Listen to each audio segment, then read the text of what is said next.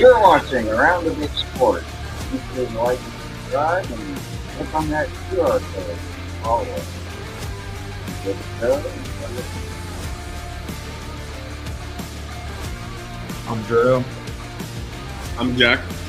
And I'm Amon, and this is Around The Bay. Sport. Thanks for tuning in an episode of Around the Bay Sports. As you know, hit that QR code. It will take us to our... this will take us to, if you guys want to catch up to all our videos that you have missed through the recent weeks that we've been uploading.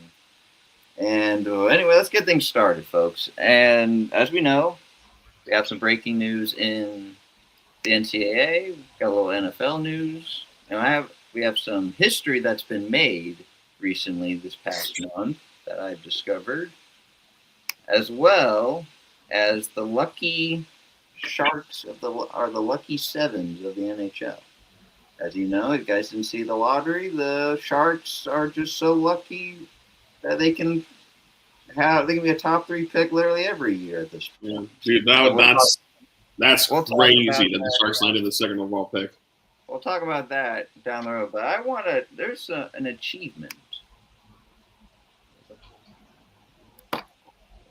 Anyway, achievement has been made. Hey guys, have you ever thought going to 10,000 baseball games? 10,000, like 10,000. If you're a diehard baseball fan, and you decided, let me go to 10,000. I want to go as many games as I want. Well, ladies and gentlemen, would that be like a single season or? No, 10,000 total. lifetime. Oh. So, ladies and gentlemen, that actually happened as of April 26th of this year. A super fan, Mets fan of all, a super fan of the Mets of the name of Mike Cassiano, or King in this case, Mike Cassiano, achieved that goal as of April 26th. And this guy, don't just think of this. If you went to 162 games to every MLB team, that will take you 62 years to get to 10,000. Wow. If you went if you did a mere 81 games a season, which is pretty much all the home games, that'll take you 123 years just to reach 10,000. Wow. So just think of that for a sec. Anyway, about this guy, it all started in 1963. He was 10 years old, and his dad and him went to his first MLB game, Yankee Stadium, in 1963. Since then, from the 70s to the 80s, he went to 100 games a year since 1989, which put him over 200 a year. And just to think on that scale, he went to doubleheaders, road trips, so he went even across, out of the United States.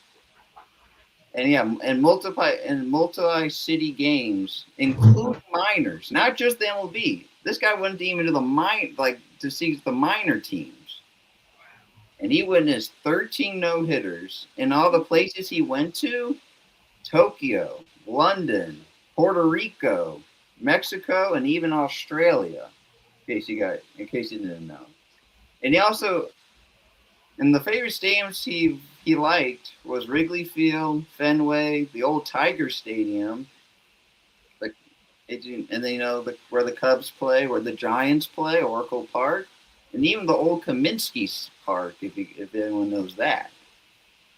And his favorite moments was going to Games 6 and 7 of the 1986 World Series, and seeing the Mets beat the Red Sox.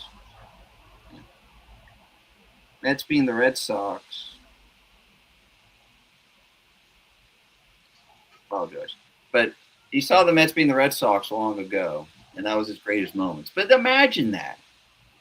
Since 1963, when he was 10 years old, he thought, I want to go to every game possible.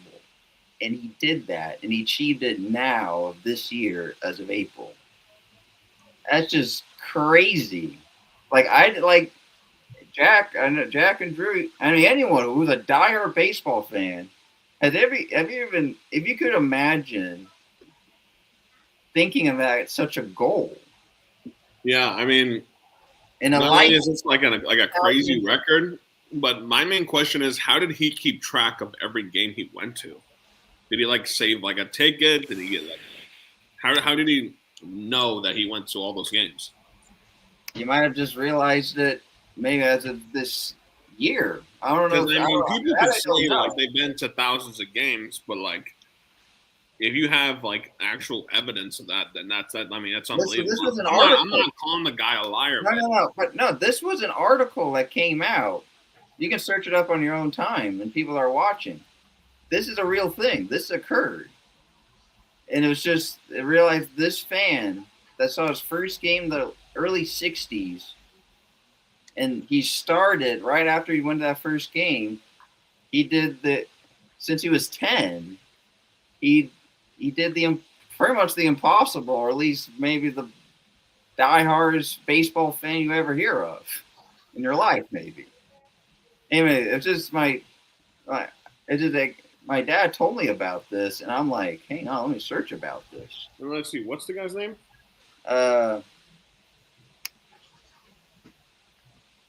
Mike Cassiano. You could say fan that went to 10,000 baseball games and see what you get. But anyway, I just thought to share that. It was just a crazy news. Yeah, this article released 3 days ago. The man has been to 10,000 baseball games. Just in like life. But like if you do them, like I was saying, the math of that, if you even started today, if you took your kid to this first MLB game and the kid told you, or the kid maybe thought, I want to go as many games as I want. I want to go as many games as I can, not just here, but anywhere. And he did that. It took a lot of Jack. More to that I've learned. He had to work. I think it was midnight to 8:30 in the morning. I don't know what type of I forgot what job it is, but his shift was like 8:30 in the morning to midnight. Oh wow! I don't know. This guy might have retired, but just imagine working that shift, and you just save up. It's just like without like just doing that every day. It's just insane. Anyway, I just thought an achievement has been made. It's almost like a Guinness World Record if it was a Guinness World Record. But yeah, I just thought to share that to kick off the episode. A little explosion. But anyway, let's get on to the other topics at hand. And that is the Lucky C's, as in the San Jose Sharks. So guys, if you guys didn't see the lottery, it's interesting how I actually want to say the NHL lottery, I like how they did it. Instead of how the NBA does, where they go from 14 to 1, kind of like I do like how they build it up. But you almost feel like you might as well just say who's the number one pick now and work backwards of the lottery. Because how the NHL does it, they say, all right, who's going to be number one based on like a certain numbers they get, and then if your number gets picked, you get the number one pick. Of course, you have the odds, but just like luck of a draw. And the Maple Leafs, of all teams, people think this might have just been rigged already. Of all teams, the Toronto Maple Leafs, as you know, they practically are a team that goes to the NHL postseason every year. And this time they didn't. And I guess the NHL universe just thought, let's give it to them. They had a rough year. Let's just get them to have at least start something. Who knows? Maybe by next year they'll be back in the postseason. But at least let's start something and let them get the number one pick, and they had like 8% odds. And then we go number 2. Our lucky San Jose Sharks was projected around the 8th pick, and they go to 2. It's crazy. Yeah, do you want to know what the chances of the Sharks getting the second overall pick was? 5.2% chance. It was even less than the There's less than the Maple Leafs. Like, they even had only a 10% chance of landing the first or second pick, which is absolutely insane. The fact that they got, so like the past like few years, they've been getting like some of like the top 3 like overall picks. And now with them doing this, they can use this in whatever they want. If they want to use a trade, if they just want to draft another guy. But I think them getting this is like really, really promising for the San Jose Sharks. I mean, it's like people when they reacted, they're like, "Oh my gosh, they got Salabrini, they got his first name is like Mike something," and now, as you know, a lot of people are saying that the Sharks need a defenseman, and there's a top defenseman class. We don't know much about the NHL. I don't know much about the prospects. I just know that the top person from Penn State, he's like a forward or a center or something. He's from Penn State. He's like the Cooper Flag of NHL from the sound of things in a way. But there's a lot of other like even European prospects that are entering. And one of them is actually a defenseman. I don't know the name, but I don't know like at least the entirety of the class of what to expect. But I did heard that the Sharks they need a defenseman. Drew, what I know when do you I guess you heard about the Maple Leafs winning it, a team that always gets there, and now somehow for some reason gets the lowest, almost the lowest percent of odds to getting the number 1 pick, and ends up getting it. What are your thoughts on just hearing all that? Honestly, it's kind of like you just said. It's just shocking, and honestly, with the Sharks having the second overall seed in the upcoming draft is, kind of insane. Like you kind of mentioned, like how different the lottery pick in NHL compared to the NBA is completely different, and I like you said, I don't know many prospects in hockey. I don't really know like any top prospect coming up, but I mean, hopefully, Sharks uses their pick rightfully, carefully. So hopefully they just don't go based on projected numbers, but hopefully they just go projected on needs, like you just mentioned, the investment man. So hopefully just get something that the Sharks just needs. And obviously you mentioned the Toronto Maple Leafs. They got probably one of the best players in the league right now, in Austin Matthews, and you don't expect a team that goes to the playoffs every single year just get the number 1 seed, but it just happens, and God willing, universe just works in different ways, and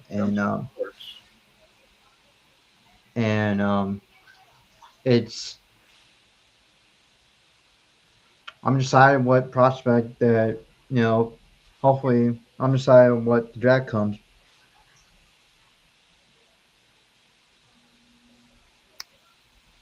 Yeah, crazy. It's just anyway. The team that had the highest luck but didn't have had the highest percentage and not the best luck, and that is the Vancouver Canucks, 25%, and falls to like I don't know, was it pick 5? They went from like 4? all that to like third. The third. At least they got third because they fell. Top 3 is good. Yeah, but their goal was like first, But or even second. Another unlucky team is that Chicago Blackhawks. Yeah, like literally the 2 worst teams were the Vancouver Canucks and the Chicago Blackhawks. All right, guys. And even like the Maple Leafs, they were the 5th worst team in hockey.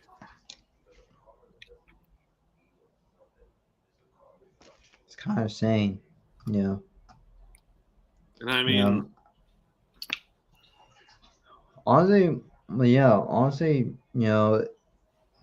I just wish that there wasn't a draft lottery. They just reward the teams that has the worst record and have them have the rights of seeds and stuff. Like you mentioned, the Canucks and Blackhawks should have at least the top 2 picks. I don't know. It's just kind of ruins it, but Ace is better than the NBA draft lottery. So as we know, we got the draft lottery coming up in a couple of days, so we'll make sure to recap that to see the odds, and the Warriors have a 2% chance. So who knows? Who knows? Thunder might get number one pick. I don't know. Who knows? Wouldn't that be something? The Mavericks again get the number one pick. Anyway, folks, sorry.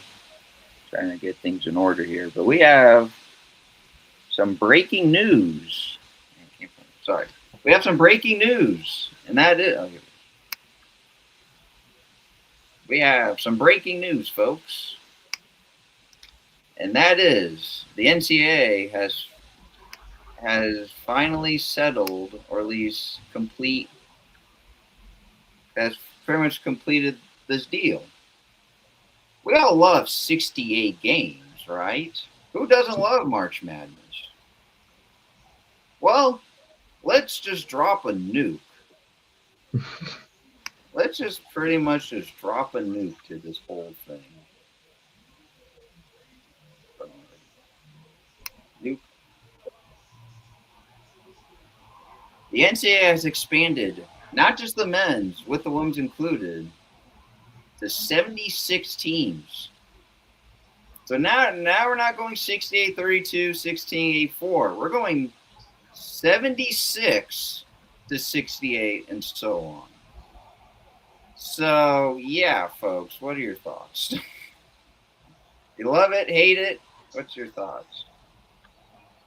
I wish they kept at 68, in my opinion, but I'll explain this for the folks who don't know about this. Like you mentioned, there's 76 teams that's going to be happening, both men's and women's. But the teams are the 8 additional teams are at large selections, and the 12th seeded automatic qualifier and the 12th lower seed at large team will be playing an open round, which with as we know in the past been called the first 4, but now it's called opening rounds. So there you go. Also, there's 12 games. Instead of having four games, it's going to be 12 games, which is 6 at large and 6 automatic qualifying games. We each have at least 3 games, and each Tuesday, Wednesday, and then Thursday, Friday. Tuesday, Wednesday for men's, and Wednesday, Thursday for women's. All these 12 teams will be advancing. Will join the other 52 teams for the round of 64. And all the 6 games, there's going to be 6 games. We'll play Tuesday, Wednesday, and games will still be in Dayton, Ohio, where the first 4 as we said in the past, the first 4 was hosted. Half the games will be in Dayton, Ohio, at the University of Dayton, and the other half will play in a nearby site, a determined site. We don't know yet, but that is what it is. And like you said, it's 3 teams. And before I pass it on and stuff, it's going to be the 12th seed, the 16th seed, 11th seed, and the 15th seed. Well, yes. 12, the 2-12, wait, no. Is it the 2-16 seed, the 2-11 seed, the 2-15, and the 2-12 seeds. So that's what the expanding team is. That's the seed they're playing for. Okay. So they're playing for 11, 12, 15, and 16. So that's how they're doing it. So at least, the upside to this, before Jack goes, I just want to say that before, what's my thoughts? So Jack, go ahead. What are your thoughts on this NCAA nuke? Well, news nuke. What do you think about the expansion? Pretty much, that's what I'm saying. Well, I think it's interesting. It wasn't really something I was expecting while we were watching March Madness together, because they didn't really announce anything yet. But they're kind of doing like a copy and paste version of what college football is doing for playoffs. They're like extending it to more teams. And you know what? It's also good for TV ratings. They're trying to make more money. That's why they add more teams. The more teams, the more entertainment, the better. Some colleges you never heard of that are like in the D1 or even like I don't know if D2 like schools are in this or whatever, but when it comes to like this, it's just it helps make money and it's good TV ratings. This is mainly only for profit, and I think it's good. Some colleges that come up out of nowhere, maybe it'll give even Notre Dame a chance to be in the March Madness because it's been a while since they've been in it. Yep. I'm just going to remove you until the dog stops barking. Yeah, I get it. TV ratings going to, trying to profit off how much ratings going to get. But, it can also, we see more major teams how people are been complaining about all these high major teams have been taking the spots. So maybe we might see more Well, not money. only that, like as Jack mentioned, this is like an opportunity. I know you think of the whole media moolah thing, but it's really like, okay, for example, Cal. If this was made last year and seeing how Cal was, they could have still gotten in, at least for like fighting for a spot, you know. So it's like it's stuff. It's like even moments like that for teams that felt like even though they were right there, they still earned it. It's like not a free ticket, but it's like they put up enough to get in. So it's like now with the for men's and women's, the excitement grows. Is it a bit overwhelming? Sure, but if you love the sport that's been going, you love at least this tournament that's been going on for a long time. It's something we'll hope to see, and hopefully it's substantial enough or sustained. Who knows? Yeah, The and I drama mean, of sports could lead.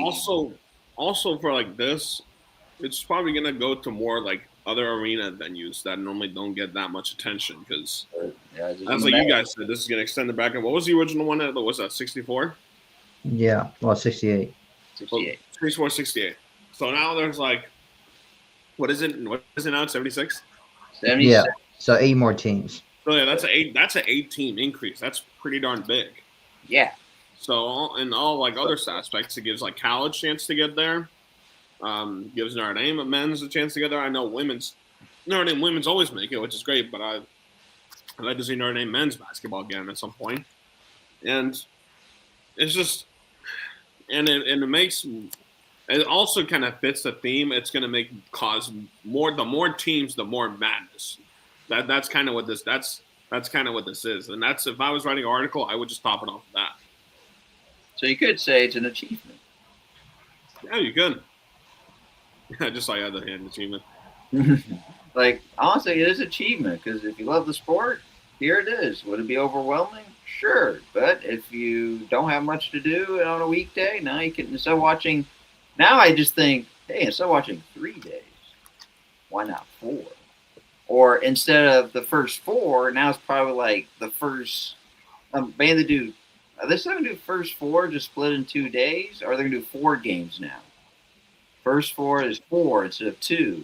There's 3 games each day, so 3 games each day when it comes to like the play-in tournament. You could say the play-in. yeah.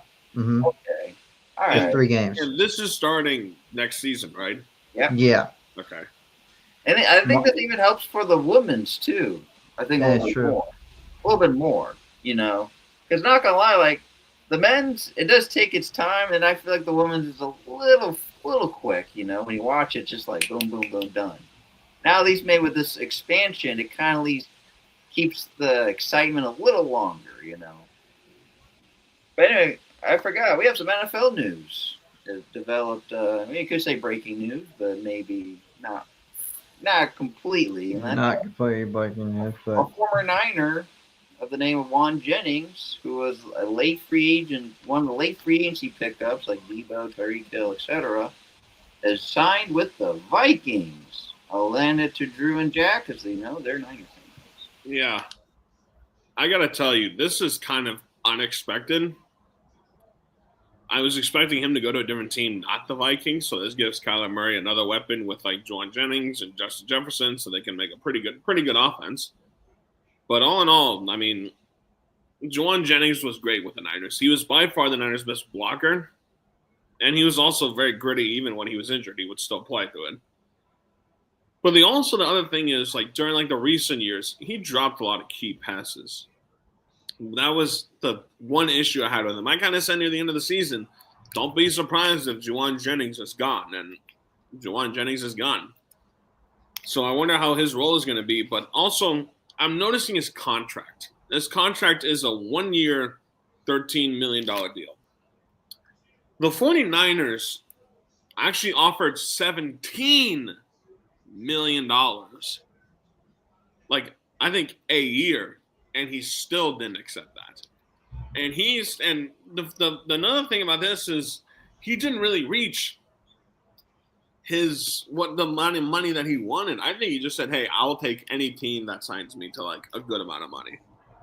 So I think it's a good move for him. Thanks for playing with the Niners. He played really, really well. He was a key receiver. But I mean, now we got to play against. Well, I mean, I don't know if the Niners are playing against the Vikings this season. I don't think they are. But no, probably next season. I wish him luck with the Vikings, and I hope you know the NFL schedule. I'll be fine for what he's looking for. I mean, he's still 28, so he's got many years left in the NFL, but we'll see how it does. Well, as we know, the NFL schedule release will be next week, so sorry if you saw the description I was talking about it. For some reason, I thought it was happening this week. I apologize for that. No, next week, I think. It's next week, so we'll definitely break that down, see what we like, and see if the season's going to be impactful or not, fantasy-wise or not. Drew, yeah, so Drew.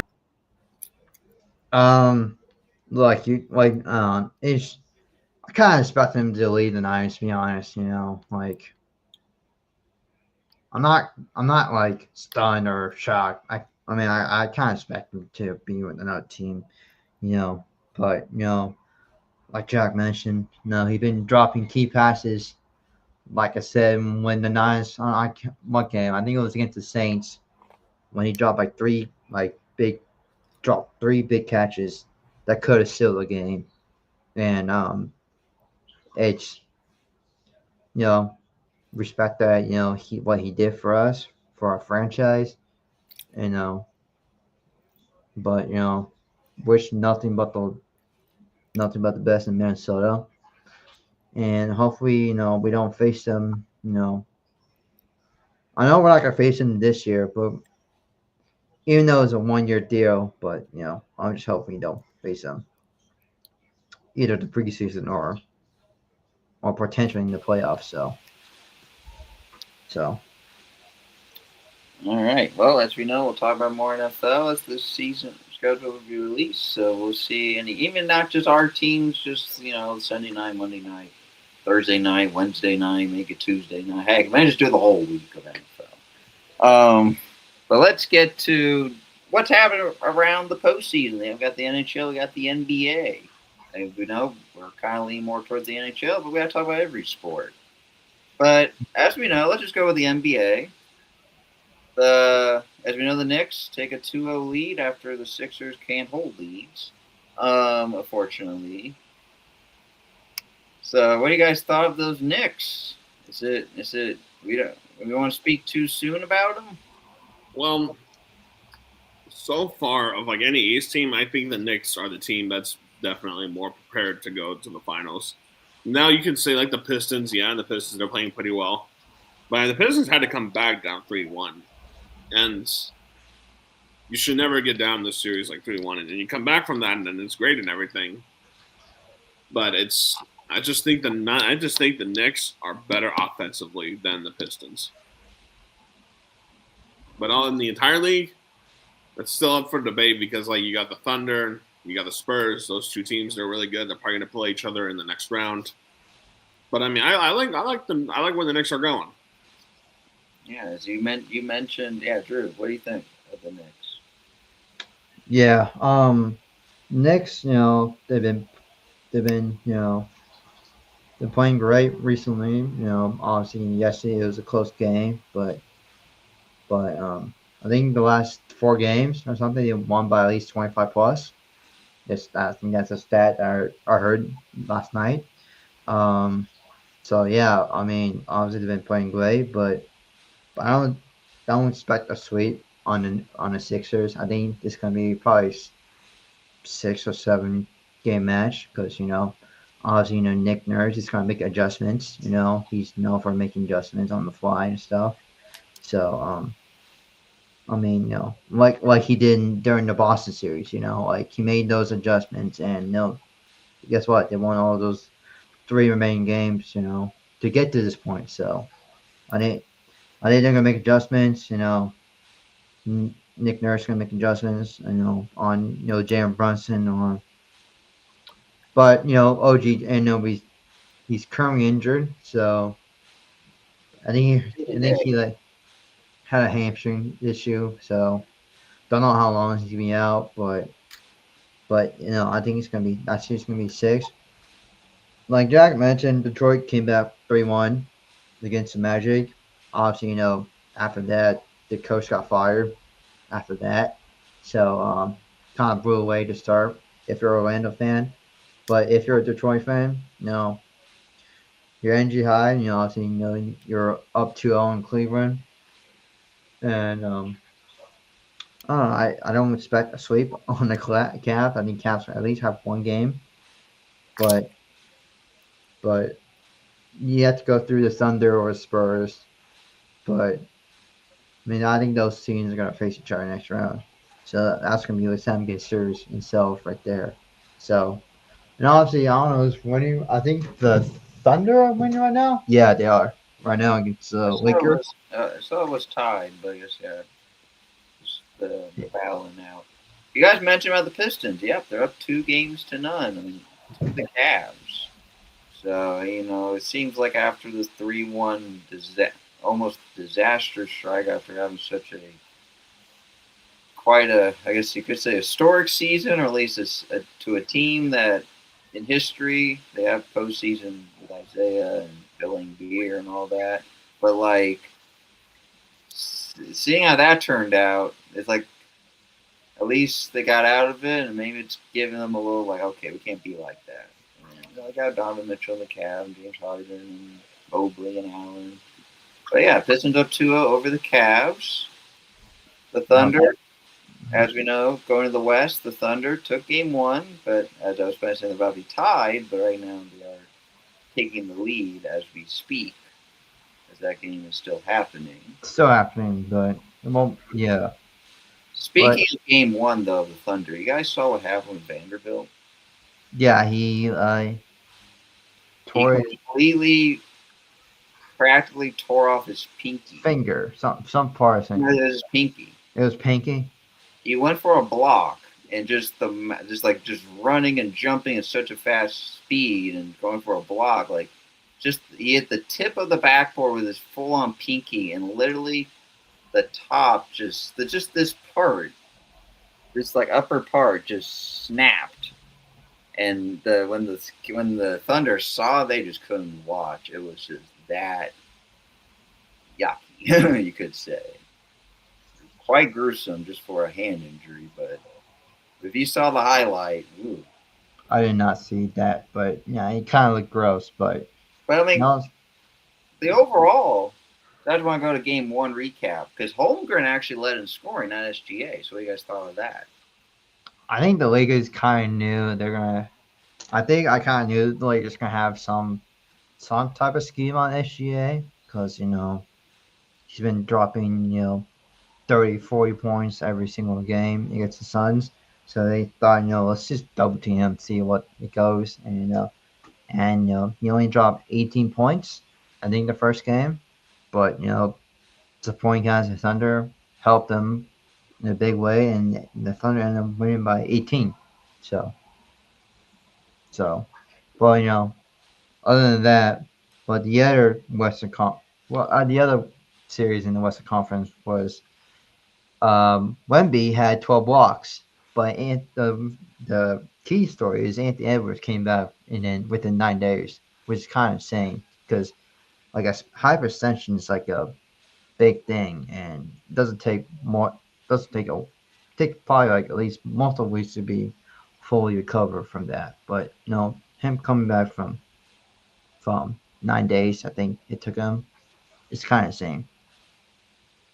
Yeah, Jack, what are your thoughts on just that? Just like the first games of this. Well, I guess you could react to in game two of the Spurs. Oh yeah, I mean, Yeah, for the OKC and the Lakers. Yeah, that and the Wolves series. Well, I mean, not gonna lie, I haven't really been paying attention to that one. Excuse me. I do see that. Excuse me again.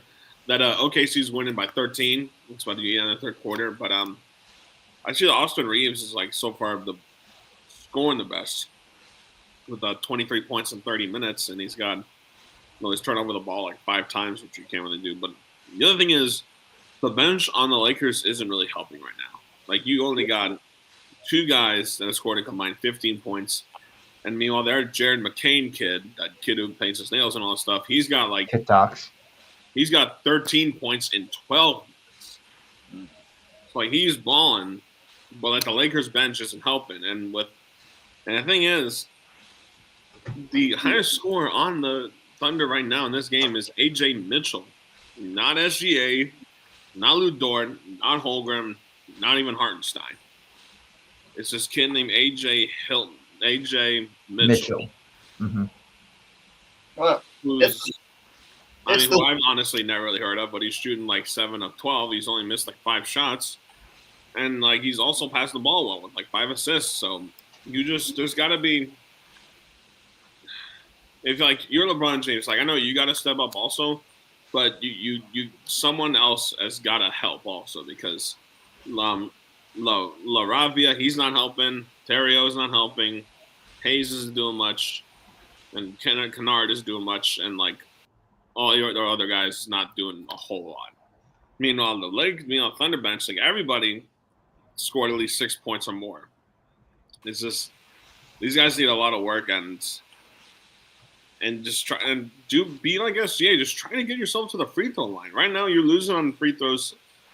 Thunder scored 16 of 20, and meanwhile, the Lakers are 11 of 12. Like, sure, the Lakers are shooting better from the free throw line percentage-wise, but if you're going to want to beat SGA, you're going to have to, like, flop and take fouls just like him. Because everybody calls him the free throw baiter. Because he always, like, baits himself to the free throw line. And he's also a good actor at flopping. So you got to try to, like, do that. And also force him to start fouling. You force him to foul, then there's no way they're going to win the game. I'm trying to think of other series, but that's about it for the NBA. Let's get to the NHL. As we know, we have our first 3-0 lead, and that is the Hurricanes over the Flyers. Bit unfortunate for Philly. I mean, they kind of had their like matchup of their whole season of franchise is taking on Pittsburgh. But just thought, like, for me at least, for the Flyers, I'm rooting for them. But this Hurricanes team might not be that Hurricanes team. Because what I've noticed from the Carolina Hurricanes as of Raleigh, North Carolina, their postseason struggles. It usually happens around this round, or maybe it's the next round. But they've had disasters before. But it seems like this team might be the team. Who knows? I mean, the NHL is competitive as hell. But what are you guys' thoughts with the Hurricane series? Since that's our first 3-0. Well, you guys probably don't know this, but the Hurricanes, they're literally the second best team in hockey. They're that good for a reason. And like most of these years, the Hurricanes have been really good against the Flyers. And I mean, it kind of shows. They're up 3-0, and now their next game isn't until Saturday, and it's in Philadelphia. Philadelphia's got to try to defend their home ice and try not to get swept in your own house, which would be nice. But I mean, I wanted the Flyers to go pretty deep because like the Flyers haven't. I don't remember the last time they even won a Stanley Cup. But as for the series, it looks like it's like close to none, and it's just not even close. Okay, Drew? Yeah, I mean, Carolina just been playing absolute damn best, and obviously them being up. If you're a Flyer fan, you know, like any players on the Flyers, please use as the motivation. Just don't get swept. Like just don't get swept, especially on your own ice. So, well, yeah, I just hopefully they don't get swept. So. Oh, sorry guys. Another thing I forgot to mention. What a host I am. Jesse, as you know, he's not here. Fortunately, school has kept him out. So we'll hope to see him next week. But yeah, other series. the most exciting series we have seen, maybe which is already a Stanley Cup appearance if the formatting was different. That was the Avalanche and the Minnesota Wild. If you guys didn't see that game one, you might just saw something that's probably has not been done yet before. As the Avalanche won 9-6 in game one, but you can see 9-6. Usually an average goal deficit, you can see like 2-1, 4-1, maybe 4-2, 3-3, like 3-3, 4-3, But we saw a 9-6. We saw a team of the Colorado Avalanche almost score 10 goals, but it took a while because the Wild,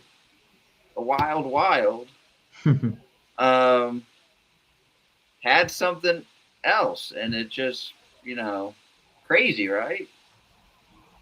Avalanche take a 2-0 series lead over the Minnesota Wild. Yeah. It's saying that, that game scored 15 combined goals, especially in the first game, is kind of insane. And then I forget the other score. It was like 5-2 or something. And yeah, I've been paying attention to hockey. I've been pretty excited, just not just that series around, but especially was captain the Golden Knights and the Ducks. That series. That series tied. If you guys are a little shocked about that. Yeah, so I kind of know if it. I don't know. This could be, Golden Knights year. It could be, Anaheim year. It could be anyone's year, to be honest. Because there's no Edmonton, there's no Florida Panthers, Could be anyone. We do have Montreal. We did lose Montreal 4-2 over the Sabres. But we'll see how that series plans out. Jack, any of your thoughts before we conclude? Of the NHL so far? I mean, I'm still hoping that the Avalanche win the Stanley Cup. Otherwise, besides that, I don't really care any of the teams I really root for. I mean, I hope the Canadians get there. Though I like the Buffalo Sabres because the Sabres haven't won been in the playoffs for well over a decade. And the Golden Knights and Ducks series, that could honestly go either way because those two teams are incredibly even. But, I mean, I honestly could see the Stanley Cup final being the Avalanche against the Hurricanes. That's how I kind of see this playing out. I don't know if the Sabres, though. Montreal. We got Vegas. I don't know about Anaheim, but they're kind of underrated, I guess. They're a Southern California team in the North Bay. But Anaheim, kind of like one of those teams you might not expect to go far, but here they are battling Vegas, which is, their story. They're only like 4 or 5 hours driving distance away from each other. So yeah, something like that. But yeah, well, without further ado, thanks for tuning in. Have enjoyed the time.